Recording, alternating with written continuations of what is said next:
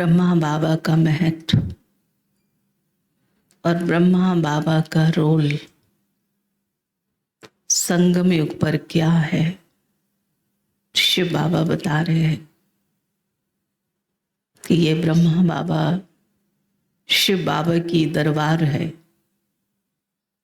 इस दरबार के द्वारा बाबा अपना सारा कार्य कराते हैं।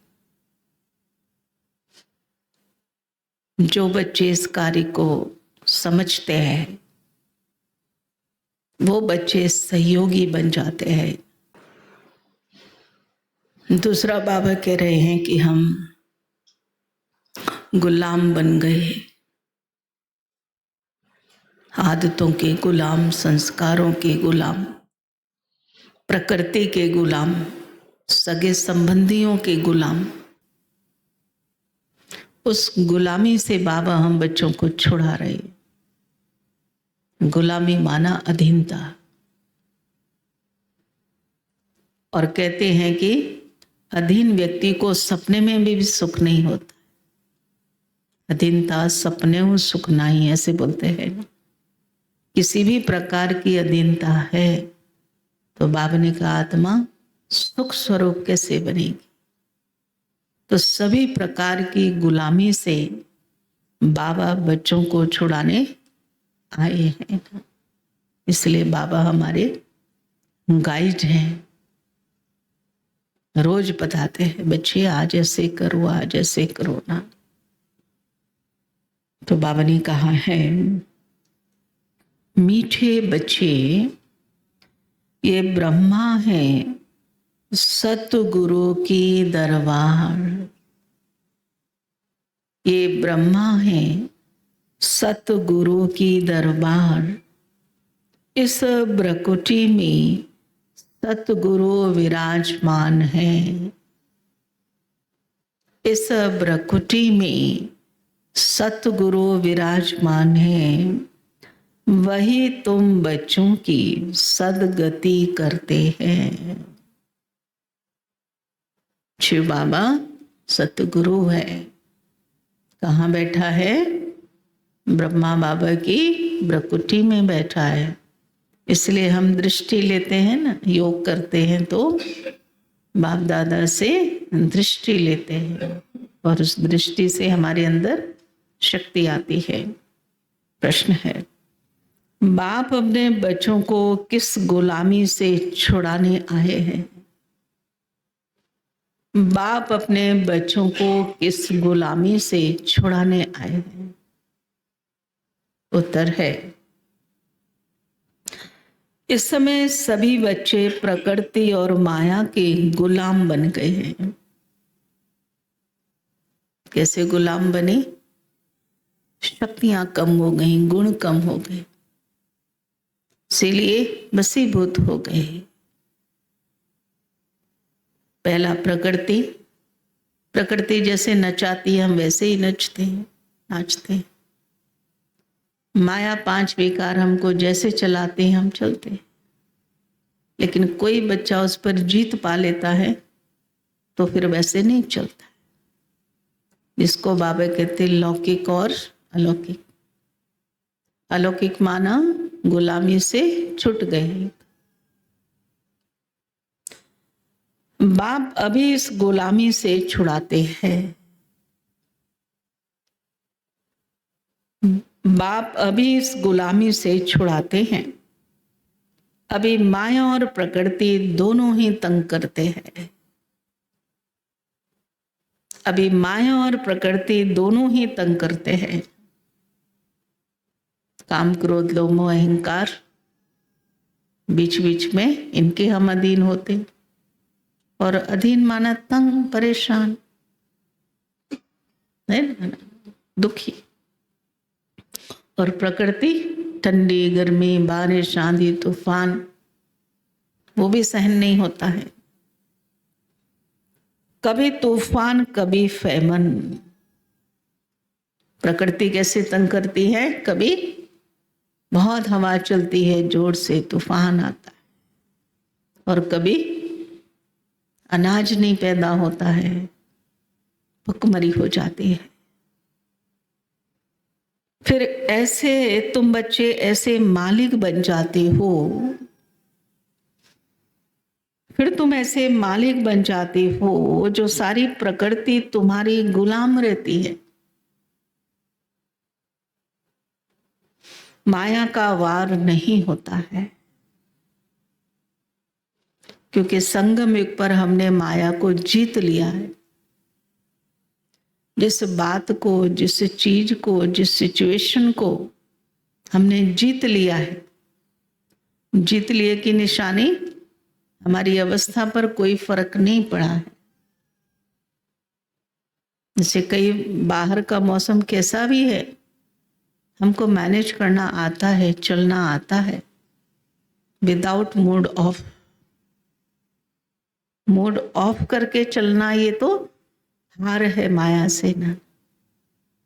बाहर की सिचुएशन कैसी भी है, परंतु मेरी अंदर की दुनिया ठीक है, मैं अंदर से स्वस्थ हूं, मन स्वस्थ है। शरीर का हम कितना ध्यान रखते हैं, ये नहीं खाएंगे, वो नहीं खाएंगे, ऐसे नहीं, ऐसे नहीं, वैसे नहीं। इतना ही ध्यान अगर मन का रखा जाए तो कितना अच्छा हो सकता है।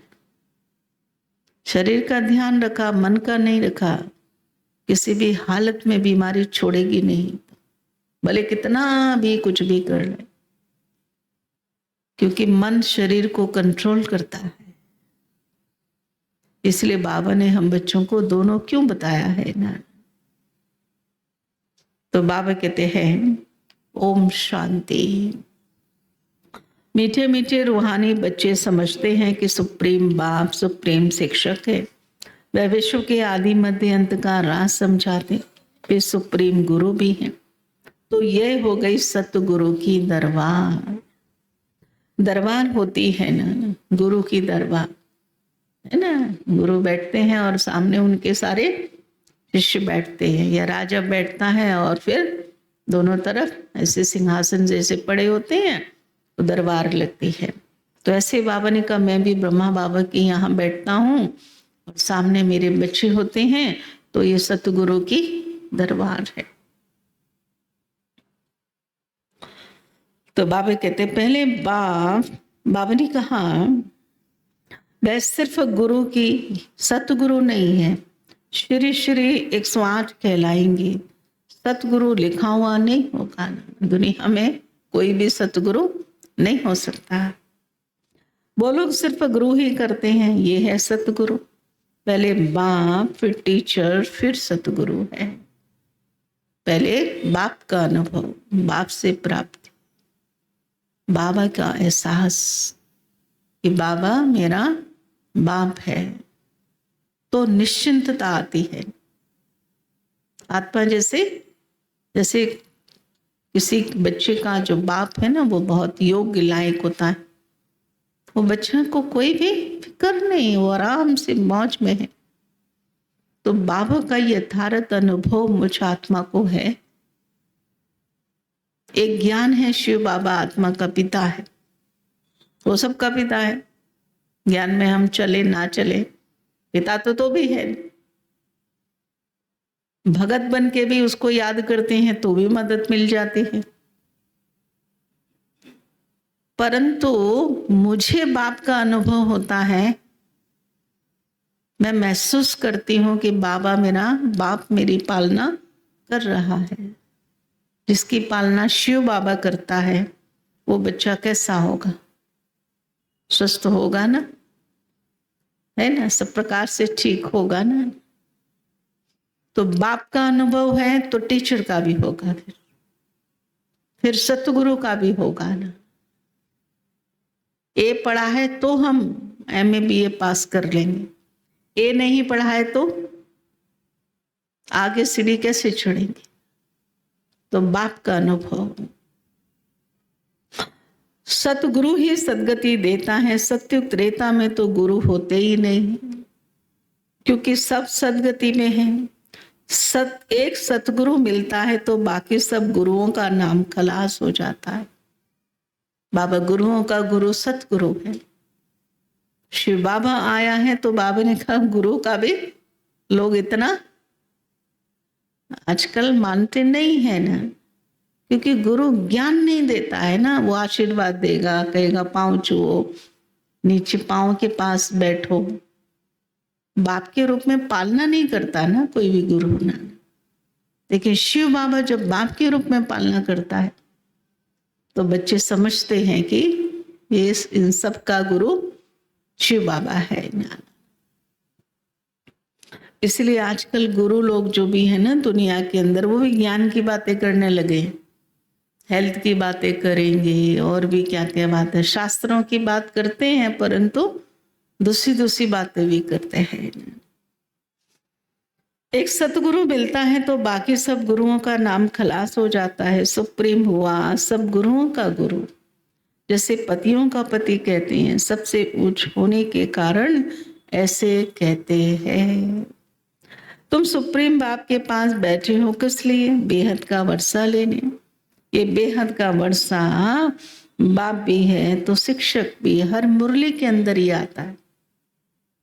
बाप, शिक्षक और सतगुरु, तीनों में पूरा ज्ञान आ गया। शिक्षक है तो पढ़ाई पर ध्यान, बाबा ने आज क्या सुनाया, कैसे सुनाया, किस भाव से सुनाया ना।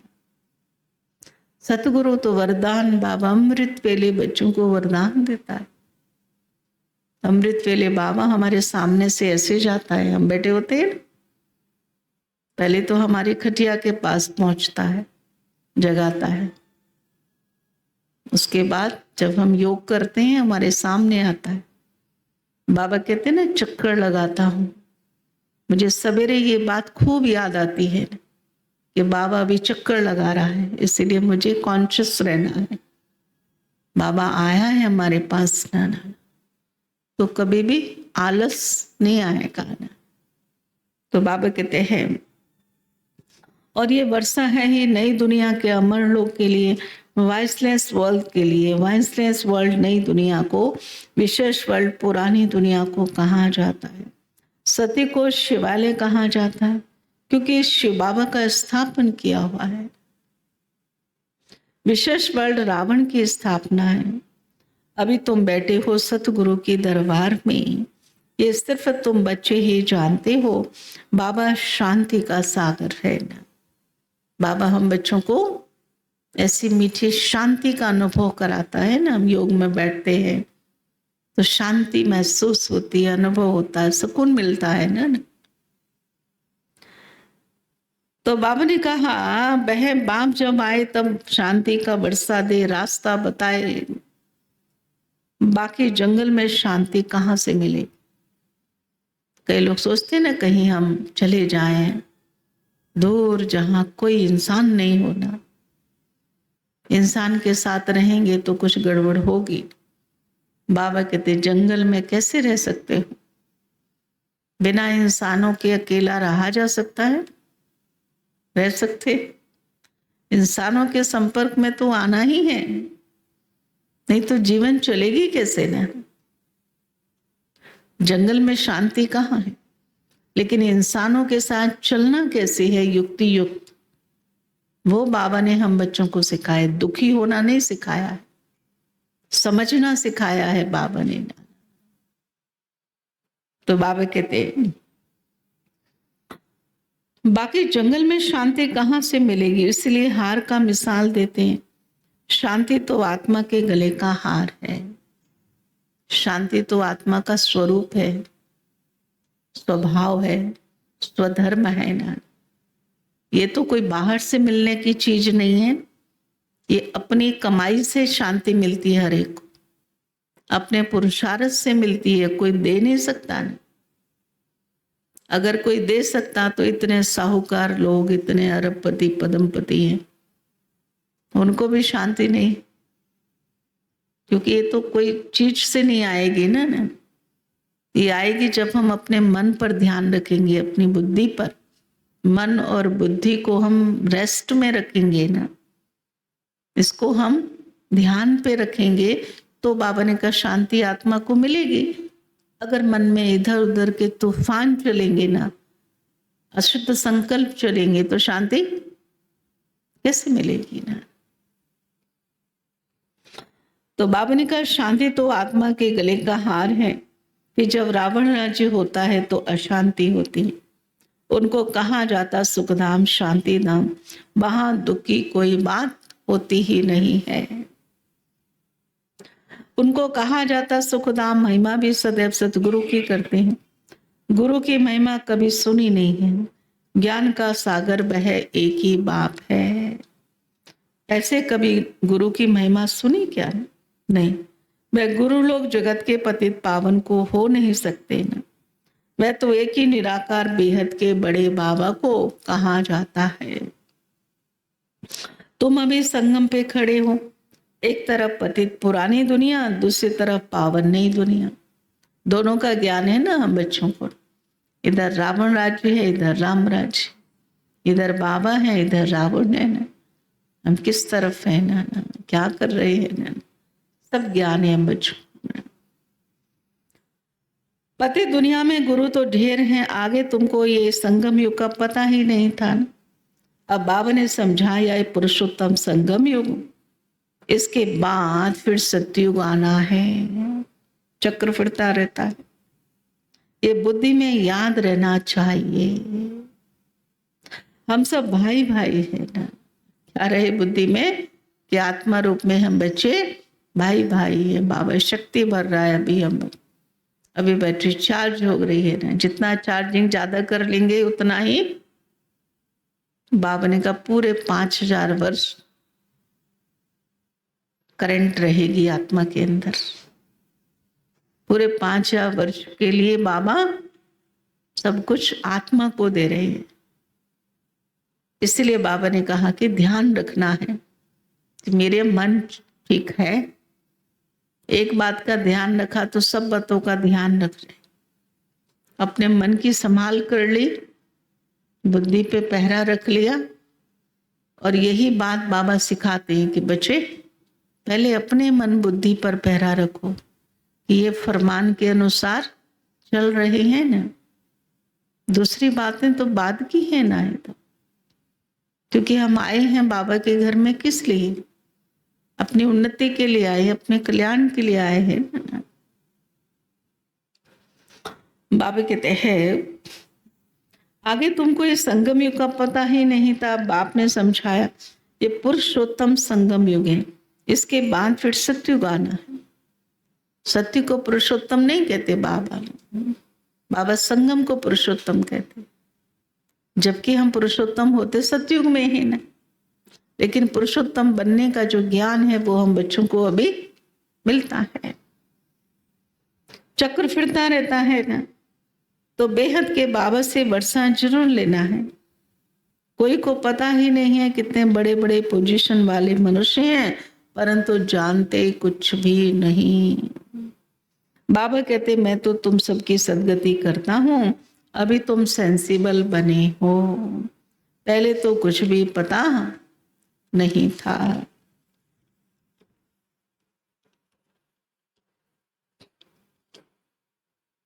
इन देवताओं के आगे जाकर तुम कहते थे हम सेंसलेस है ना। क्या कहते थे? हम तो मूर्ख हैं, खलकामी हैं, विकारी हैं, ऐसा कहते थे। हमारे में कोई गुण नहीं है, आप तरस करो ना। अब ये देवताओं के चित्र तरस क्या करेंगे? बाबा ने कहा ये मूर्तियां, ये चित्र, ये क्या तरस खाएंगे हमारे ऊपर? साक्षात बाबा बैठा है जो हमको इतना पढ़ा रहे हैं ना। तरस तो वहां से मिलेगा ना हमको ना। ये चित्र क्या देंगे? तो जानते ही नहीं रहम दिल कौन है ना। कहते भी हैं ओ गॉड फादर रहम करो। कोई भी दुख की बात आती है तो बाबा को याद करते, भगत ऐसा करते। लेकिन बच्चे रोज याद करते हैं, प्यार से याद करते, खूब सेवा करते। वैसे नहीं कोई दुख आया तो करेंगे, कई तो ऐसे ही सोचते हैं कोई दुख आएगा तो खूब याद करेंगे, खूब कुछ करेंगे, भोग भी लगाएंगे ना। दुख चला गया तो खत्म। अरे दुख के लिए हम बैठे हैं, बने हैं बाबा के। कोई अपना दुख मिटाते ही रहते हैं। पूरा संगम अपना दुख मिटाने का ही पुरुषार्थ चलता है। दूसरा है यज्ञ सेवा। बाबा के घर की सेवा मुझे खूब करनी है। मुझे अपने भाग्य के खाते में इतना जमा करना है, इतना जमा करना है, इतना जमा करना है कि वो जमा मेरा पुण्य बन जाए और दुख आए ही नहीं ना। इसलिए बाबा हम बच्चों को कहते, बच्चे मुझे रोज याद करो, दुख का इंतजार नहीं करो कि दुख आएगा तब हम कुछ करेंगे ना, ना ऐसा नहीं है। दुख में तो मजबूरी होती है ना, प्यार थोड़ी होता है ना। तो बाबा को जरूर याद करेंगे। अभी तुम ऐसे नहीं कहेंगे बाबा जो विचित्र है, वे सामने बैठे हैं तब तो नमस्ते करते हैं। तुम सब हो चित्रधारी, मैं विचित्र हूं, मैं कभी चित्र धारण नहीं करता। मेरे चित्र का कोई नाम बताओ, बस शिव बाबा कहेंगे मैंने ये लोन लिया। सो भी पुराने से पुरानी जुत्ती है। ब्रह्मा बाबा का शरीर बुजुर्ग है ना, लेकिन बाबा ने बुजुर्ग का ही तन लिया। चाहता तो किसी यंग का ले सकता था ना, उसको देखने की आकर्षण में बहुत आ जाते हैं, लेकिन नहीं। क्यों नहीं? क्योंकि बाबा कोई देखने की आकर्षण वाली चीज थोड़ी है ना। इतना विशाल कारोबार जो है अनुभवी ही चला सकता है। इसलिए बाबा ने अनुभवी रथ को चुना ना, जिसको सब प्रकार का अनुभव है ना। इसलिए इतनी बड़ी समस्याओं में भी बाबा इतने स्थिर रहे। कितने बाबा अच्छा डोल रहे, क्यों? अनुभव के कारण ये ना। तो बाबा कहते हैं उसमें ही मैं आकर प्रवेश करता हूं। इस शरीर की महिमा कहाँ करते हैं, ये तो पुराना है। अडॉप्ट किया है तो महिमा करते क्या? नहीं, ये तो समझाते हैं ऐसे था ना। और फिर मेरे द्वारा गोरा बन जाएगा। अब बाबा कहते मैं जो सुनाता हूं उस पर जज करो। अगर मैं राइट हूं तो राइट को याद करो। बाबा ने कहा पहले जज करो कि बाबा मुझे जो सुना रहा है वो बात राइट है, मेरे फायदे की है, कल्याण की है, काम की है। कोई भी बात पहले समझना है हमको, ये मेरे कितने काम की है। ये बात काम की है तो बाबा ने कहा करो, तो फायदा होगा उससे। और हम समझेंगे मेरा तो कोई काम का है ही नहीं है ना, तो उसका नुकसान होगा हमको ना। क्योंकि काम की चीज पर ही हमारा ध्यान जाता है ना। तो बाबा ने कहा उनका ही सुनो, अनराइटियस सुनो ही नहीं ना। उनको इविल कहा जाता है। Talk no evil, see no evil, do no evil. इन आंखों से जो कुछ देखते हो इनको भूल जाओ। अभी तो जाना है अपने घर, फिर वापस अपने सुखधाम में आएंगे। बाकी तो ये जैसे कि मरे पड़े हैं, टेम्पोररी हैं। ना ये पुराने शरीर होंगे, ना ये पुरानी दुनिया हो। जिस दुनिया के लिए इंसान अपना सब कुछ गंवा देता है, बाबा ने कहा सब टेम्पोररी है।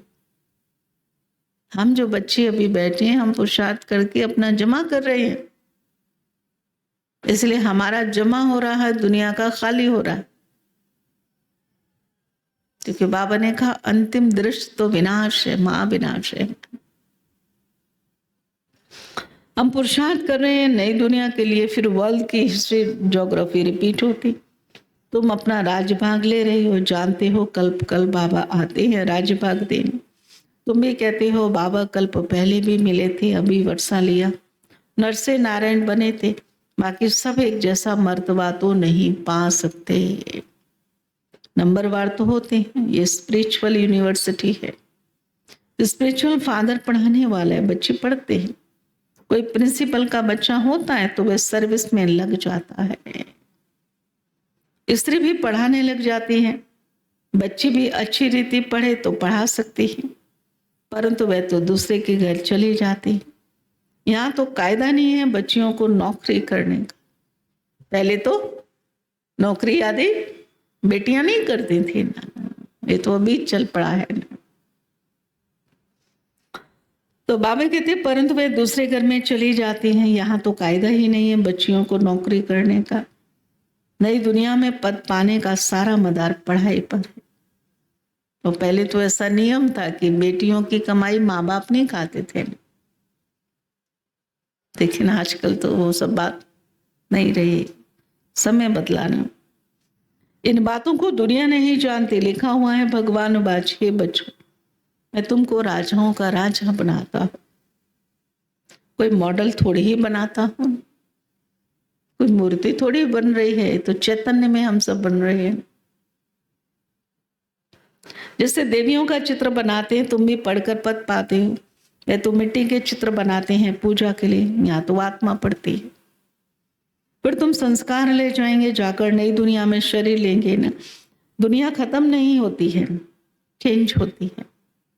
विनाश भी एक चेंज है ना, खत्म नहीं है, फिनिश नहीं है, क्योंकि दोबारा से फिर होती है ना। तो खत्म कैसे कहें, खत्म माना जो कभी हो ही नहीं ना, लेकिन फिर से बन जाती है नहीं ना। सिर्फ चेंज होती है। Golden age, silver age, copper age, iron age, 16 कला से 14 कला दुनिया तो वही चलती रहती, नई से पुरानी होती है। बाबा तुमको राजाओं का राजा बनाते हैं इस पढ़ाई से ही, और कोई की ताकत नहीं जो तुम्हें ऐसा पढ़ा सके न। कितना अच्छी रीति बाबा समझाते हैं। फिर पढ़ते पढ़ते माया अपना बना लेती है। फिर भी जितना जितना जो पढ़ा उस अनुसार वह स्वर्ग में आएगा। कमाई होती जाएगी, अविनाशी ज्ञान का विनाश हो नहीं सकता। आगे चलाएंगे, जाएंगे कहाँ, टिए किए आते रहेंगे। शमशान में जब मनुष्य जाते हैं तो फिर बड़ा वैराग्य आता है, बस ये शरीर ऐसे छोड़ने का है। फिर हम पाप क्यों करें ना? पाप करते करते हम ऐसे मर जाएंगे, ऐसे ख्यालात आते हैं। उनको कहा जाता शमशानी वैराग्य। टेम्पररी वैराग्य आता है ना, कहीं से दुख मिल गया तो लगता है कि बस हाँ सब छोड़ दो ना, लेकिन जब किसी ने प्यार कर लिया तो भूल गए। तो ऐसा नहीं बाबा कहते। समझते भी हैं जाकर दूसरा शरीर लेंगे, परंतु ज्ञान तो नहीं है।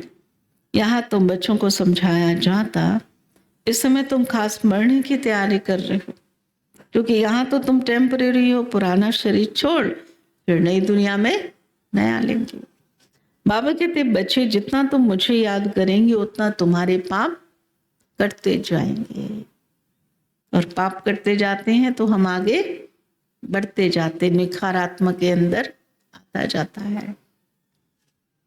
सहज से सहज भी है तो डिफिकल्ट भी है। ये ज्ञान बहुतों को सहज लगता है, तो चलते रहते जीवन भर, और कईयों को मुश्किल लगता है। सवेरे उठना मुश्किल लगता है, बाबा को याद करना, सेंटर आना, सेवा, कुछ देना, कुछ त्यागना मुश्किल लगता है। कईयों को सहज लगता है। कई कहते हैं अरे कब हम बदल गए, हमको पता ही नहीं पड़ा। कारण पावर है आत्मा के अंदर, जिसमें दृढ़ता है उसको सहज है, जिसमें कमजोरी है उसके लिए मुश्किल है। बाबा कहते हैं बच्चे जब पुरुषार्थ करने लग पड़ते हैं तब समझाते माया की बड़ी युद्ध है। बाबा कहते सहज है परंतु माया दिया बुझा देती है। गुल बकावली की कहानी है ना, माया बिल्ली दीवा बुझा देती है। यहाँ सब माया के गुलाम हैं, फिर तुम माया को गुलाम बनाते हो।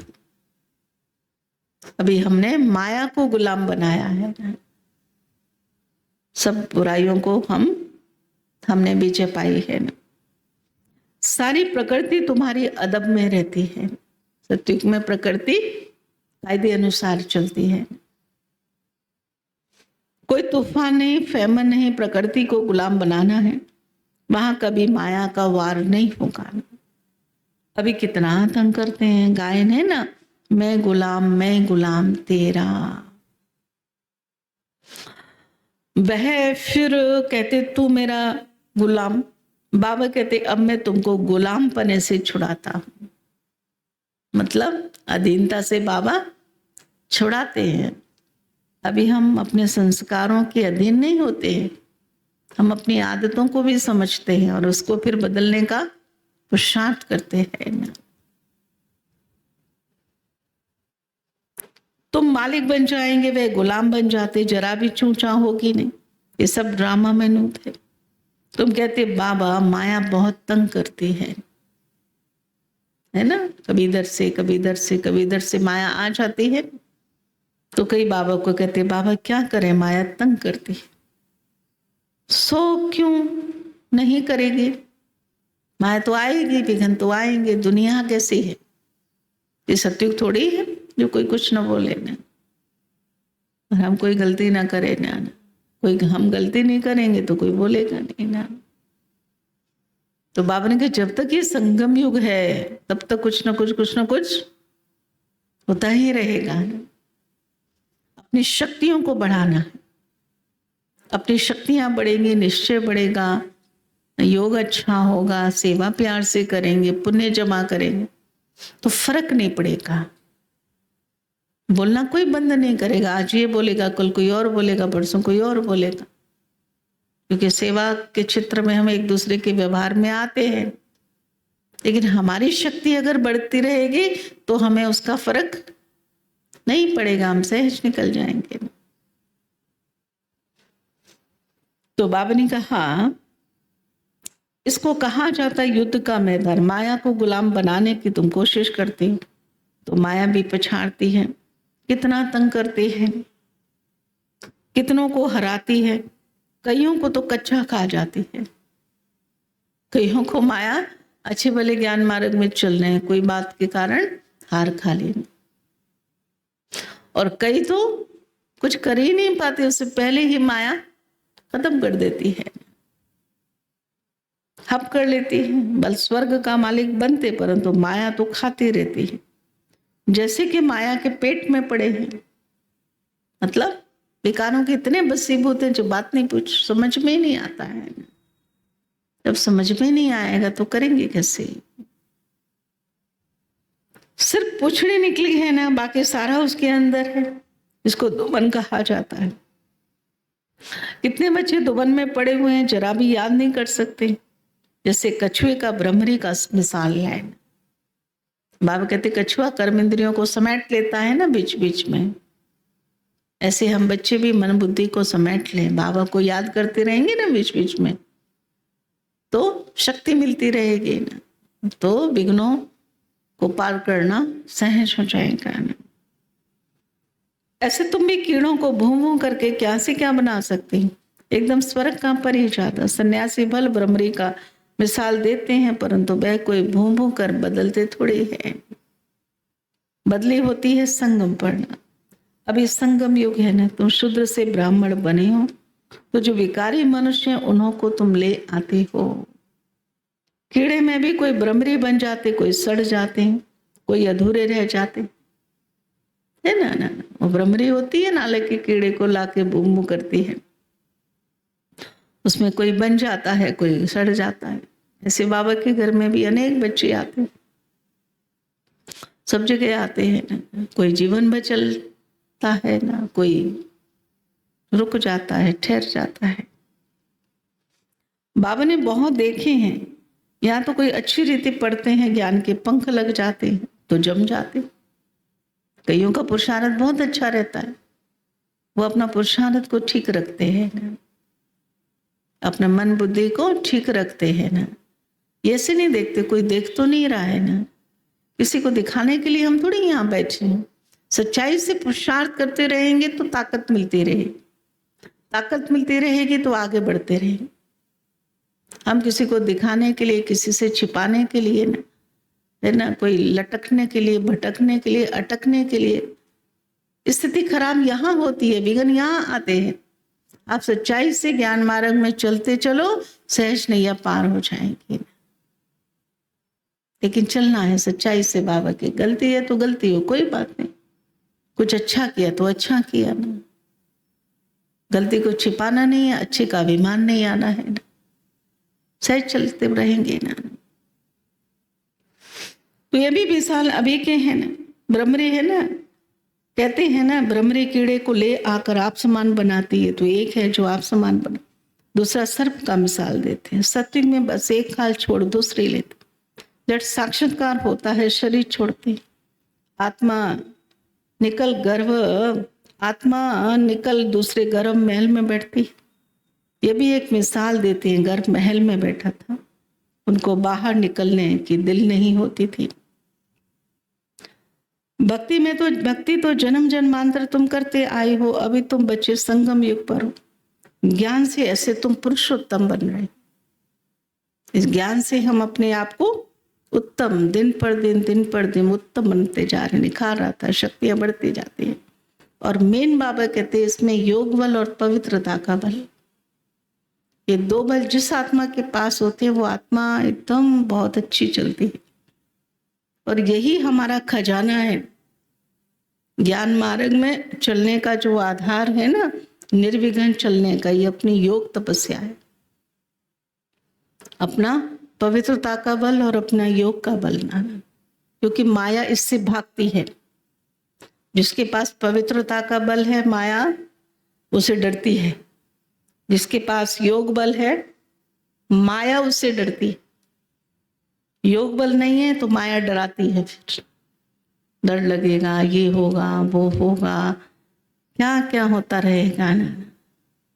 बाबा कहते हैं तो जिन्होंने जासी भक्ति की है वही आकर नंबरवार पुरुषार्थ अनुसार पद पाएंगे ना। अभी तुम्हारी बुद्धि में सारा ज्ञान है, बाकी शास्त्रों का ज्ञान तो ज्ञान नहीं है, यह तो भक्ति है, उसमें कोई सदगति नहीं होती है। सदगति माना वापस घर जाना, घर में कोई जाता नहीं है। बाबा खुद कहते मेरे साथ कोई मिलता नहीं है, पढ़ाने वाला साथ ले जाने वाला चाहिए ना। बाप को कितना ख्याल रहता है, 5000 वर्ष के बाद बाबा एक ही बार आकर पढ़ाते हैं। तुम घड़ी घड़ी भूल जाते हो कि हम आत्मा, क्या याद रखना, मैं आत्मा हूं, मैं आत्मा हूं, ये एकदम पक्का कर लो। तो पहला पार्ट है हमारा मैं आत्मा हूं, खूब अभ्यास, ब्रह्मा बाबा की जैसा अभ्यास। हम आत्माओं को बाबा पढ़ाते हैं, इसको कहा जाता है स्पिरिचुअल नॉलेज। इस सुप्रीम रूह, हम रूहों को नॉलेज देते हैं। संस्कार आत्मा, संस्कार भी आत्मा में रहते हैं, शरीर तो एकदम खत्म हो जाता है और आत्मा अविनाशी है। तो यह ब्रह्मा की प्रकटी सतगुरु का दरबार है, यह इस आत्मा का दरबार है। शिव बाबा ब्रह्मा बाबा के प्रकटी में बैठा है और ये दरबार है। फिर सतगुरु में आकर, फिर सतगुरु में भी आकर इनमें, फिर सतगुरु ने भी आकर इनमें प्रवेश किया है। इसको रथ कहते हैं, दरबार कहते हैं। भिन्न भिन्न प्रकार से बाबा ब्रह्मा बाबा का महत्व तो बताते हैं कि मेरा दरबार है ये ना, दरबार ना हो तो मैं कहाँ बैठूं, कैसे बच्चों से मिलूं, कैसे कारोबार हो ना। तो बच्चे स्वर्ग के गेट खोल रहे हो श्रीमत पर, बच्चे सेवाएं जो कर रहे हैं, एक सेवा, दूसरा अपनी स्थिति, हमारी उन्नति हो और सेवा भी बढ़े ना, दोनों बातें ना। और उसके लिए बाबा से कनेक्शन ठीक रखे ना। बाबा से कनेक्शन ठीक है तो औरों से भी ठीक हो जाएगा। लेकिन होता क्या है, औरों से कनेक्शन ठीक रखने की कोशिश करते हैं, योग ठीक से लगता नहीं है तो शक्ति नहीं आती है। तो इसीलिए पहले बाबा से कनेक्शन मेरा ठीक है, बाबा पर विश्वास है, निश्चय है, उसकी पढ़ाई मुझे लगता है मेरा ये कल्याण करेगी, बाबा के घर के नियम मेरा कल्याण करेंगे ना, मेरे कल्याण के लिए है ये, उन पर विश्वास ना। तो बाबा कहते तुम बच्चे स्वर्ग के गेट खोल रहे हो श्रीमत पर, जितना अच्छी रीति पढ़ेंगे उतना सत्युग में ऊंच पद पाएंगे। तो पढ़ना चाहिए ना। टीचर के बच्चे तो बहुत होशियार होते हैं। हम बच्चे तो योग करते हैं ना, योग से बुद्धि बढ़ती है, दिव्य बुद्धि मिलती है, तो समझदार होते हैं। हर छोटी बड़ी बात को बहुत हिसाब से करते हैं। एक काम हमने जो किया, किसी दूसरे को मेहनत नहीं पड़े उसको करेक्शन करने की, इतना परफेक्ट हमने किया तो दुआएं मिलती है। जैसे हमने कर दिया कि दूसरे को आके फिर बताना पड़ा, ऐसे करो, ऐसे नहीं, ऐसे ऐसे, ये वो, तो उसकी मेहनत हमने ले ली तो हमारा खत्म हो गया ना। हमने क्या किया? दूसरे का मेहनत अगर हमने ली तो हमारा क्या बनेगा ना। उसके लिए बाबा कहते बच्चों को होशियार होना है ना। परंतु कहते हैं ना, घर की गंगा का रिगार्ड नहीं है। बाबा का देखा हुआ है, सारे शहर का कचरा गंगा में पड़ता है। गंगा को पतित पावनी कहते, गंगा में स्नान करने जाते, लेकिन सारे शहर की गंदगी उसमें डालते हैं। इसलिए बाबा हमको मना करते हैं ये सब के लिए ना। बाबा कहते हैं, बाबा का देखा हुआ है, सारे शहर का कचरा गंगा में पड़ता, फिर उनको पतित पावनी कहते हैं। मनुष्यों की बुद्धि देखो कैसी हो गई है। देवियों को सजाकर पूजा आदि कर डुबोते हैं, कई तो उस पर पांव रखकर भी डुबोते हैं। देखो बाबा, भक्ति की तमो प्रधान स्टेज, गंगा पतित पावनी है तो उसमें गंदगी क्यों डालते हैं? देवियों को कैसे डुबोते हैं, उनका जो है ना पांव रख रख के उसके ऊपर, जिसको इतना खिलाया पिलाया पूजा पाठ किया, पांव रख के डुबोते हैं। तो बाबा कहते बंगाल में पहले रिवाज था, किसी का प्राण निकलने पर होता तो उसको जट गंगा पर ले जाते थे, वहां पानी में डाल हरी बोल कर मुख में पानी डालते रहते थे। शायद ऐसा नियम होगा बंगाल में। कोई मरने वाला है तो वो गंगा के किनारे ले जाएंगे, उसको खूब डुबोते थे। हरी बोल मतलब भगवान की याद दिलाते थे। लेकिन जिसने जीवन भर भगवान को याद नहीं किया वो अंत में क्या याद करेगा? जबरदस्ती थोड़ी कोई भगवान की याद कोई दिला सकता है। ये तो अपने मन का प्यार है ना ईश्वर के लिए ना। ऐसे प्राण निकाल देते थे, वंडर लगता है ना। अभी तो बच्चों की बुद्धि में चढ़ाई उतराई का पूरा ज्ञान है। अभी तो हमने सबको समझा है ना कि सीढ़ी उतरे कैसे, हम सीढ़ी चढ़ कैसे रहे हैं ना। पुरुषार्थ की अच्छी अच्छी बातें सब बाबा ने हमें बताई है ना। नंबरवार पुरुषार्थ अनुसार समझ भी हम कैसे रहे हैं। जितना पुरुषार्थ किया, जिस बात पर पुरुषार्थ किया वो तो वही समझ में आएगा ना। सब एक जैसे तो बाबा कहते बच्चे नहीं समझते हैं। अच्छा, मीठे मीठे सिखिला दे बच्चों प्रति मात पिता बाप दादा का याद प्यार और गुड मॉर्निंग। रूहानी बाप की रूहानी बच्चों को नमस्ते।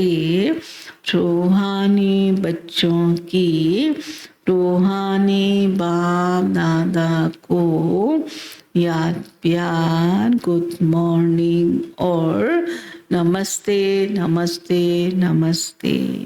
सार है, बाप जो सुनाते हैं वही सुनना है और जज करना है कि राइट है।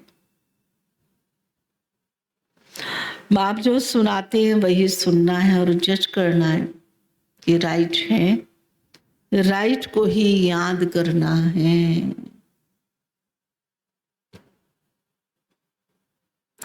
अनराइटियस बात को ना सुनना, ना बोलना, ना देखना है।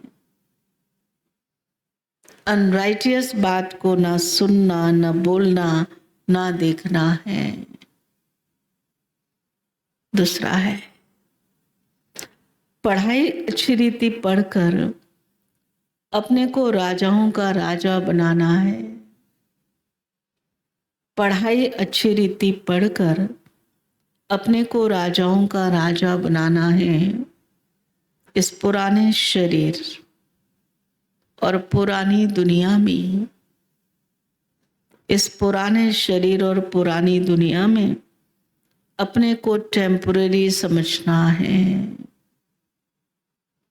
अपने को टेम्पररी समझना है।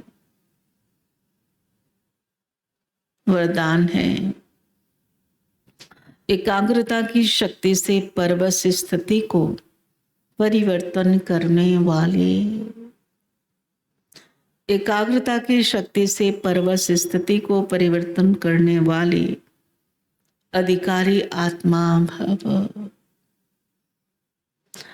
ब्राह्मण अर्थात अधिकारी आत्मा कभी किसी के परवश नहीं हो सकते, है ना। मजबूर हो जाना, परवश हो जाना, क्या करें कैसे करें, कंफ्यूज हो जाना, ऐसा नहीं हो सकता। अपने कमजोर स्वभाव संस्कार के वश भी नहीं, क्योंकि स्वभाव अर्थात स्व प्रति और सर्व के प्रति आत्मिक भाव, स्व के प्रति और सर्व के प्रति आत्मिक भाव, तो कमजोर स्वभाव के वश नहीं हो सकते और अनादि आदि संस्कारों की स्मृति से कमजोर संस्कार भी सहज परिवर्तन हो जाते। एकाग्रता की शक्ति परवश स्थिति को परिवर्तन कर मालिकपन की स्थिति की सीट पर सेट कर देती है। स्लोगन है, क्रोध ज्ञानी तो आत्मा के लिए महाशत्रु है। क्रोध ज्ञानी तो आत्मा के लिए महाशत्रु है। क्रोध का अंश भी बाबा कहते बहुत नुकसान देता है। क्रोध का अंश क्या है?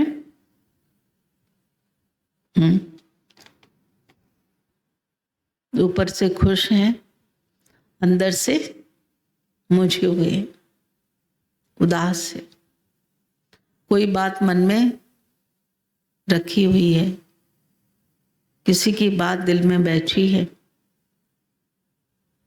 ये अंश रूप है। अव्यक्त सारा है। जो बच्चे प्रीत बुद्धिमान सदा प्रीत की रीत निभाते हैं, उन्हें सारे विश्व के सर्व सुखों की प्राप्ति सदा काल के लिए होती है। बाप दादा ऐसे प्रीत निभाने वाले बच्चों के दिन रात गुणगान करते हैं।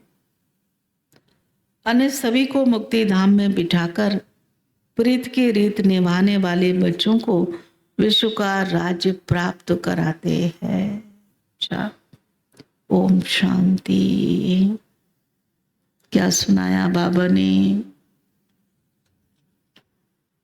सारा दिन के लिए। हाँ जी,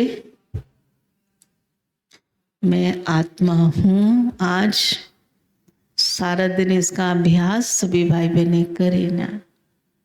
मैं आत्मा हूँ। बाबा ने यही पुरुषार्थ किया और इसी से ही बाबा कर्मातीत बन गए। बच्चे भी ऐसा आज खास विशेष आज इस बात पर ध्यान रखना है। मैं आत्मा हूँ, मैं आत्मा हूँ। ये अभ्यास निरंतर चलता रहे तो बहुत कुछ आत्मा पा सकती है। ओम शांति।